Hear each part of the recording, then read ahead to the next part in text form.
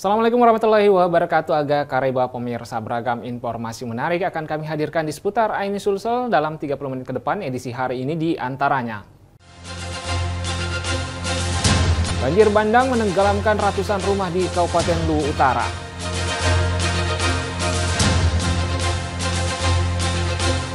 Aksi perampokan toko emas menggunakan senjata terekam CCTV. SeaWorld di Ancol pilihan favorit wisatawan saat libur lebaran. Bersama saya Rusdi Ansor, inilah seputar Aini Sulsel selengkapnya.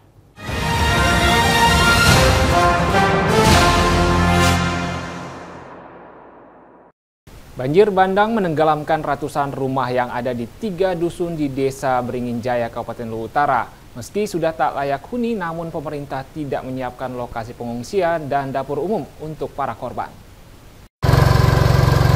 Beginilah kondisi ratusan rumah warga yang terendam lumpur akibat bencana banjir bandang yang menghantam sejumlah desa di Kecamatan Bae Bunta Selatan, Kabupaten Luwu Utara. Keempat desa yang berdampak banjir bandang yakni Desa Lembang-Lembang, Desa Beringin Jaya, Desa Lawewe, dan Desa Limbong Wara. Namun banjir terparah terjadi di Desa Beringin Jaya. Berdasarkan data pemerintah Desa Beringin Jaya, terdapat 3 dusun yang berdampak cukup parah. Sebagian warga desa kini mengungsi secara mandiri karena rumah mereka terendam lumpur hingga ke atap. Sementara sebagian masih bertahan dalam kondisi serba kekurangan akibat kurangnya perhatian pemerintah setempat. Meski para korban kekurangan stok pasokan makanan bahkan mengalami krisis air bersih, namun sampai saat ini belum ada bantuan dapur umum dari pemerintah. Bahkan lokasi pengungsian yang layak juga belum disiapkan. Ini Cempaka 2 dan Melati. Itu ada ratusan rumah ya Pak yang tenggelam seperti ini? Iya ada Pak, sekitar 100 lebih. Jadi warganya mengungsi kemana ini Pak? Ada sebagiannya di Malangke, di Larak 2 dan Karya. Selain rumah warga, sejumlah sekolah dan rumah ibadah juga terendam lumpur. Bahkan akses jalan antar desa kini lumpuh total. Untuk mencapai lokasi banjir hanya bisa diakses menggunakan perahu kayu. Dari Kabupaten Luwu Utara, Narudin Rubak News melaporkan.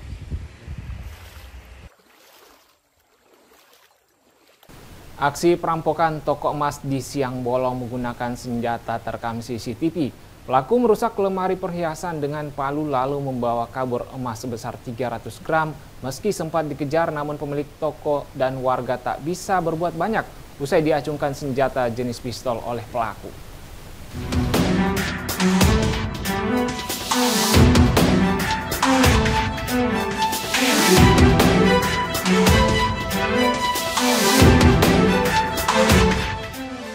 Rekaman CCTV ini memperlihatkan aksi perampokan toko emas di Dusun Bulasi, Desa Manurung, Kabupaten Luwu Timur Minggu kemarin.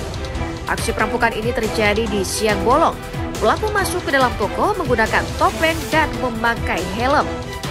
Tanpa banyak basa-basi, pelaku langsung merusak lemari emas menggunakan palu, lalu mengambil berbagai perhiasan dan langsung kabur. Korban yang melihat sempat mengejar pelaku hingga keluar toko. Dalam kondisi terdesak, pelaku mengeluarkan senjata dan mengancam korban hingga pelaku berhasil kembali ke motor lalu kabur meninggalkan TKP. Polisi yang menerima laporan langsung bergerak mengejar pelaku. Tak butuh waktu lama, pelaku berhasil diamankan. Dari hasil pemeriksaan, pelaku mengaku nekat membobol perhiasan karena terdesak utang piutang. Sementara senjata yang digunakan mengancam korban hanya senjata mainan dan sudah dibuang ke sungai. Berlindung sehingga pada kesempatan itu kembali mengambil motornya dan meninggalkan tempat. Dan alhamdulillah dari laporan korban yang diterima oleh Polres, maka tim operasional segera bergerak ke TKP dan mencari pelaku. Alhamdulillah dalam kurang 5 jam pelaku dapat tertangkap beserta barang bukti yang disebutkan tadi. Selain pelaku, polisi isu menyita emas hasil jarahan pelaku sebesar 160,8 gram. Atas perbuatannya, pelaku kini mendekam di rumah tahanan Mapolres Luwu Timur dan dijerat pasal 365 ayat 2, subsidiar ayat 1, dan pasal 363 kelima tentang tindak pidana pencurian dan kekerasan. Dari Kabupaten Luwu Timur, Nasruddin Rubat iNews melaporkan. Jari tangan seorang balita berusia 5 tahun terjepit di lubang filter mesin cuci saat tengah bermain di dalam rumahnya di Kabupaten Maros. Proses evakuasi berlangsung dramatis karena petugas sempat kesulitan memotong filter tersebut lantaran balita perempuan meronta menangis kesakitan.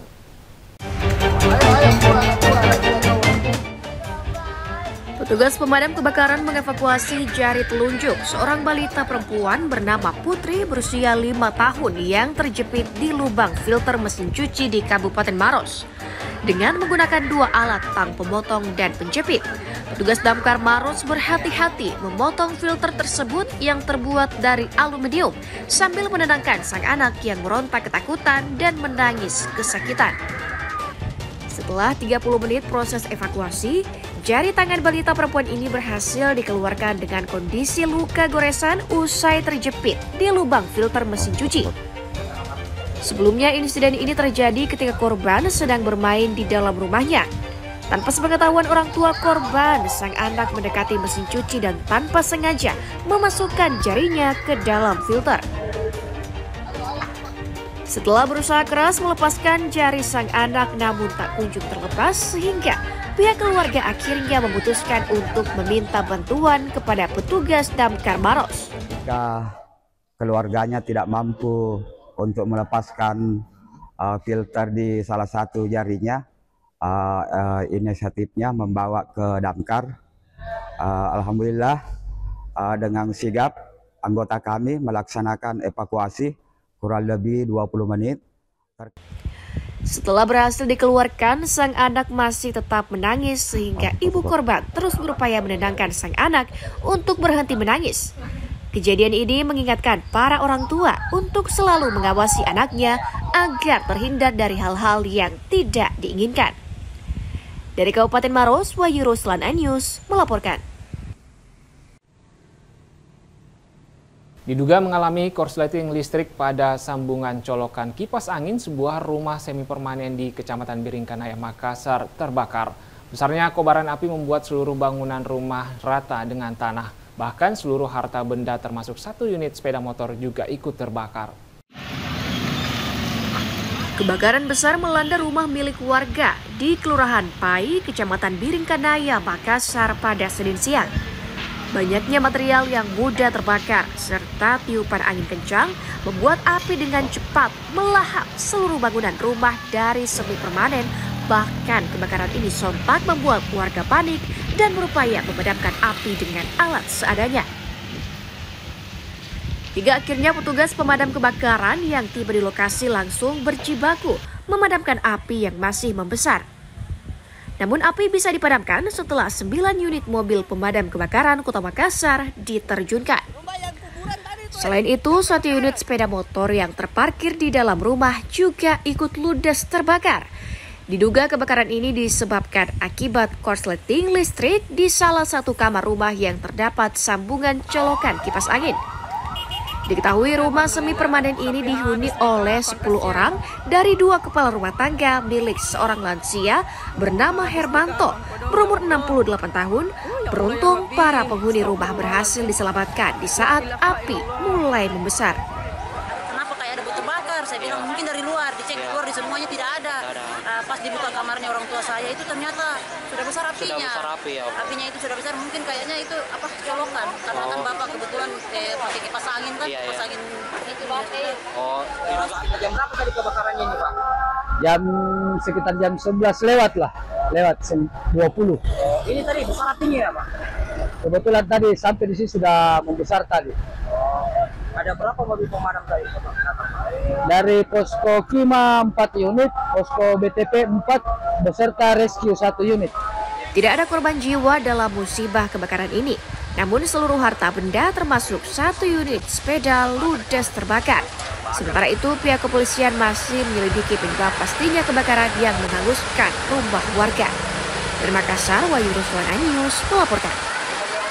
Gubernur Sulawesi Selatan Andi Sudirman Sulaiman melakukan panen raya padi serentak di Kabupaten Bone. Panen raya tersebut dilakukan di 14 provinsi di Indonesia dan dilaporkan langsung kepada Presiden Republik Indonesia Prabowo Subianto melalui Zoom meeting. Mohon izin sembari Gubernur Sulawesi Selatan Andi Sudirman Sulaiman melakukan panen raya padi serentak di Desa Samaelo, Kecamatan Barebo, Kabupaten Bone. Kegiatan panen raya padi ini digelar serentak di 14 provinsi di Indonesia yang dipimpin langsung oleh Bapak Presiden Indonesia Prabowo Subianto dan Menteri Pertanian Andi Amran Sulaiman didampingi Menko Pangan Zulkifli Hasan di Kabupaten Majalengka, Jawa Barat melalui Zoom meeting. Melalui Zoom meeting, Gubernur Sulawesi Selatan Andi Sudirman Sulaiman menyampaikan dan melaporkan langsung kepada Presiden Prabowo Subianto bahwa panen raya untuk di Sulawesi Selatan dipusatkan di Kabupaten Bone karena memang Bone merupakan kabupaten tertinggi dalam produksi padi di Sulsel. Gubernur Sulsel juga menyampaikan bahwa panen raya kali ini luar biasa serapannya. Karena tahun lalu hanya 193 ton, namun di tahun 2025 ini sudah mencapai 186.000 ton. Ini baru masuk bulan April, tapi pencapaiannya sudah luar biasa. Provinsi di Indonesia dan termasuk di wilayah Sulawesi Selatan kita melaksanakan panen serentak dan alhamdulillah kita di sini program untuk pertama kali di Indonesia harga gabah 6.500 sangat membantu dan itu harga di lapangan ya. Ini sangat membantu karena supply and demand kan pasti sangat berimbang, bahwa ketika ada harga bagus petani akan semangat untuk menanam. Selain itu, Gubernur Sulsel juga menegaskan bahwa harga harus tetap terjaga di Rp6.500. Benih dan optimalisasi lahan, kini petani tidak kesulitan dengan pupuk karena semua sudah terpenuhi. Gubernur berharap petani harus bekerja maksimal untuk menanam. Dari Kabupaten Bone, Bulan Sri Indramaya iNews melaporkan. Baik pemirsa, jangan kemana-mana, usai jeda berikut kami akan hadir dengan informasi. Tak terima diputuskan cintanya, seorang duda menganiaya kekasihnya. Selengkapnya di seputar iNews Sulsel.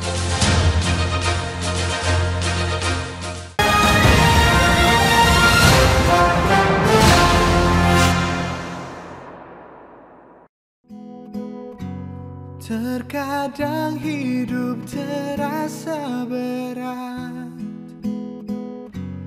tak mengerti akan hidup ini. Namun di balik semua cobaan, Tuhan masih pedulikanmu. Kuatlah hatimu, hadapi masalah. Tegarkan langkahmu, hadapi semua. Terkadang hidup terasa berat, tak mengerti akan hidup ini. Namun di balik semua cobaan, Tuhan masih pedulikanmu. Kuatlah hatimu, hadapi masalah. Tegarkan langkahmu, hadapi semua. Terkadang hidup terasa berat, tak mengerti akan hidup ini. Namun di balik semua cobaan, Tuhan masih pedulikanmu. Terkadang hidup terasa berat, tak mengerti akan hidup ini. Namun di balik semua cobaan, Tuhan masih pedulikanmu. Kuatlah hatimu, hadapi masalah. Tegarkan langkahmu, hadapi semua. Terkadang hidup terasa berat, tak mengerti akan hidup ini. Namun di balik semua cobaan, Tuhan masih pedulikanmu. Kuatlah hatimu, hadapi masalah. Tegarkan langkahmu, hadapi semua. Terkadang hidup terasa berat, tak mengerti akan hidup ini. Namun di balik semua cobaan, Tuhan masih pedulikanmu.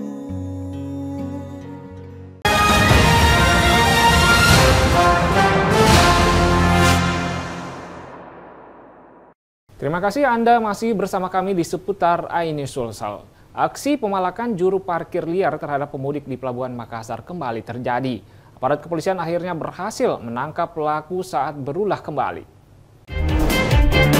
Inilah cuitan-cuitan keresahan pemudik saat hendak menumpangi ojek online di depan Pelabuhan Makassar yang tiba-tiba didatangi oleh juru parkir liar. Merespon keluhan masyarakat, tim Ghost Dermaga Satreskrim Polres Pelabuhan Makassar akhirnya menangkap pelaku di Jalan Nusantara, Kecamatan Wajo. Pelaku bernama Dika Saenal, berusia 38 tahun, merupakan warga Jalan Butuh. Kini dalam proses pemeriksaan di Satreskrim Polres Pelabuhan Makassar. Dalam menjalankan aksinya, pelaku meminta setiap pengendara sebanyak Rp10.000. Lanjuti aduan masyarakat mengenai adanya parkir liar di depan Pelabuhan Makassar, kami tim Opsnal The Ghost Dermaga Reskrim Pelabuhan bergerak cepat mengamankan pelaku bernama Dika, berusia sekitar 38 tahun. Pelaku dia memintai uang sekitar Rp10.000 tanpa karcis atau parkir liar tidak resmi. Diketahui aksi pemalakan terhadap pengendara yang tengah menjemput penumpang angkutan laut di depan pintu Pelabuhan Makassar kerap terjadi. Dalih meminta tarif parkir, padahal lokasi tersebut telah dipasangi tanda larangan parkir. Dari Makassar, Leo Muhammad Nur iNews melaporkan. Pemirsa, tak terima diputuskan cintanya, seorang duda di Lampung Timur, Lampung nekat menganiaya kekasihnya dengan senjata tajam.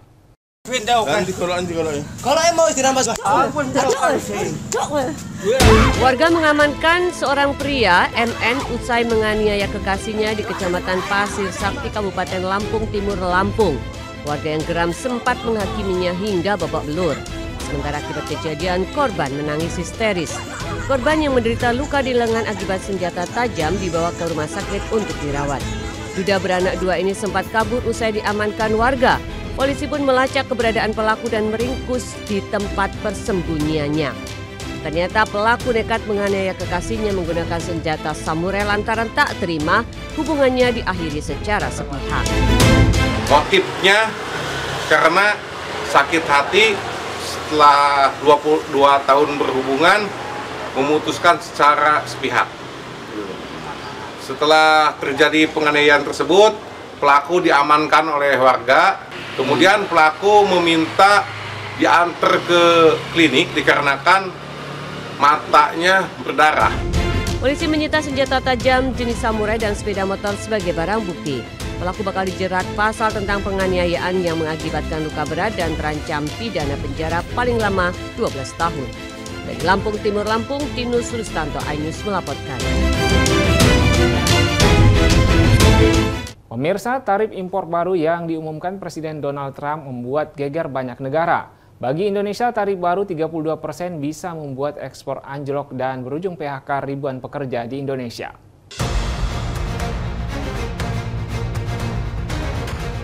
Presiden Amerika Serikat Donald Trump membuat geger dunia. Dengan alasan melindungi ekonomi Amerika, Trump memberlakukan tarif impor baru yang agresif untuk seluruh negara mitra dagang. Di Asia, tarif impor ala Trump beragam. Indonesia dikenakan tarif 32%. Kamboja terkena tarif paling tinggi 49%, disusul Vietnam 46%, Cina dan Thailand 36%. Sementara Jepang, India, Malaysia, dan Singapura dikenakan tarif lebih rendah dari Indonesia. Tarif impor dinaikkan gara-gara Amerika terus-terusan defisit perdagangan dengan berbagai negara. Dengan Indonesia, defisitnya mencapai 17,9 miliar dolar Amerika. Ini artinya Indonesia lebih banyak ekspor barang ke Amerika ketimbang mengimpor barang dari Amerika. Ekspor terbesar diantaranya mesin, tekstil, alas kaki, dan minyak nabati. Amerika juga merupakan 3 besar negara tujuan ekspor utama Indonesia. Lalu bagaimana nasib ekspor Indonesia ke Amerika setelah tarif baru Mr. Trump? Tentu banyak pihak khawatir. Tarif impor yang tinggi membuat produk Indonesia terpaksa dijual lebih mahal di Amerika. Akibatnya perusahaan eksportir bisa kalah daya saing dan nilai ekspor anjlok. Perusahaan lama-lama bisa merugi dan ujung-ujungnya mem-PHK ribuan karyawan. Melihat dampaknya yang tidak main-main, pemerintah langsung bentuk tim khusus. Tugasnya untuk menegosiasi tarif agar bisa turun. Meski dibayangi tarif bea masuk impor tinggi, gabungan perusahaan eksportir Indonesia memprediksi nilai ekspor masih bisa surplus karena tarif yang dikenakan ke Indonesia cukup kompetitif dibandingkan negara produsen lain seperti Vietnam, Cina, dan Kamboja. Tapi Indonesia tetap harus hati-hati karena Vietnam dan India kini mulai menempuh negosiasi tarif impor dengan Amerika. Kalau Vietnam kan dia lakukan barang Amerika diturunkan bea masuknya ke Vietnam dengan harapan negosiasi Vietnamnya dari 46% diturunkan gitu loh. Nah tentu kalau di antara pesaing kita, kita mungkin yang terendah ya dikenakan oleh Amerika. Jadi juga itu merupakan peluang juga sebenarnya. Tim Liputan iNews melaporkan. Pemirsa, anggota tim pengamanan protokoler meminta maaf setelah melakukan kekerasan terhadap jurnalis foto di Semarang, Jawa Tengah.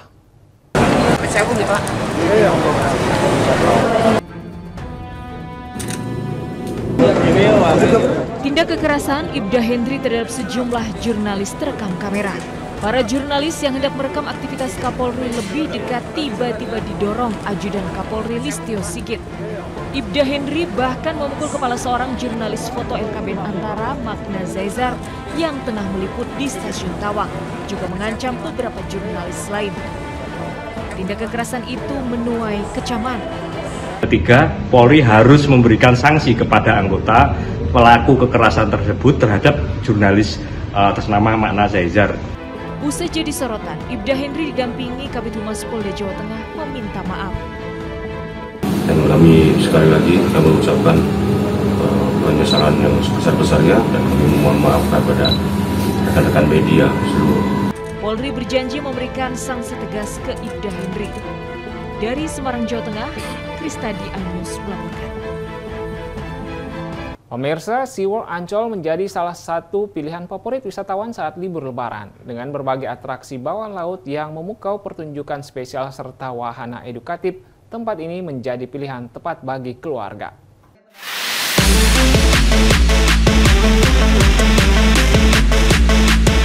Di momen akhir pekan di libur Lebaran, ratusan pengunjung memadati kawasan wisata SeaWorld Ancol yang menjadi salah satu tujuan wisata favorit warga. SeaWorld Ancol menarik antusias pengunjung, khususnya bagi anak-anak karena di dalamnya terdapat banyak macam jenis ikan dan hewan laut yang cantik. Terowongan laut dan akuarium raksasa ikonik ini pun menjadi daya tarik utama yang memungkinkan pengunjung menikmati sensasi berjalan di dasar laut sambil dikelilingi biota laut. Selain itu, pengunjung juga dihibur oleh pertunjukan sulap dan ilusi optik dari dalam akuarium. SeaWorld ini kan pertama kali ya adanya akuarium terbesar ikan di Jakarta. Jadi kebetulan anak-anak belum pernah ke sini, jadi saya mau berkunjung ke sini. Yang lainnya udah pernah. Ya. Rencana mau kemana lagi Bu? Setelah ini kita mau ke Ocean Samudra. Diprediksi pengunjung kawasan Taman Impian Jaya Ancol dan SeaWorld masih akan terus bertambah hingga hari Minggu ini jelang cuti bersama berakhir. Dari Jakarta, Muharlin Pandu Priyo Aji, iNews melaporkan. Informasi tadi menutup jumpa kita di seputar iNews Sulsel hari ini. Saya Rusdi Ansor pamit undur diri. Selamat beraktivitas. Salam kita pada salam. Wassalamualaikum warahmatullahi wabarakatuh.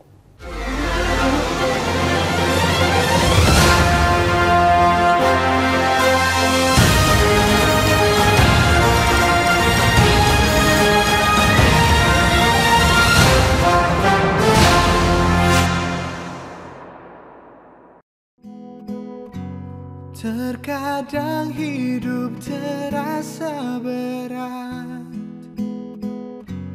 tak mengerti akan hidup ini. Namun di balik semua cobaan, Tuhan masih pedulikanmu. Kuatlah hatimu, hadapi masalah. Tegarkan langkahmu, hadapi semua. Terkadang hidup terasa berat, tak mengerti akan hidup ini. Namun di balik semua cobaan, Tuhan masih pedulikanmu. Kuatlah hatimu, hadapi masalah. Tegarkan langkahmu, hadapi semua. Terkadang hidup terasa berat, tak mengerti akan hidup ini. Namun di balik semua cobaan, Tuhan masih pedulikanmu. Terkadang hidup terasa berat, tak mengerti akan hidup ini. Namun di balik semua cobaan, Tuhan masih pedulikanmu. Kuatlah hatimu, hadapi masalah. Tegarkan langkahmu, hadapi semua. Terkadang hidup terasa berat, tak mengerti akan hidup ini. Namun di balik semua cobaan, Tuhan masih pedulikanmu. Kuatlah hatimu, hadapi masalah. Tegarkan langkahmu, hadapi semua.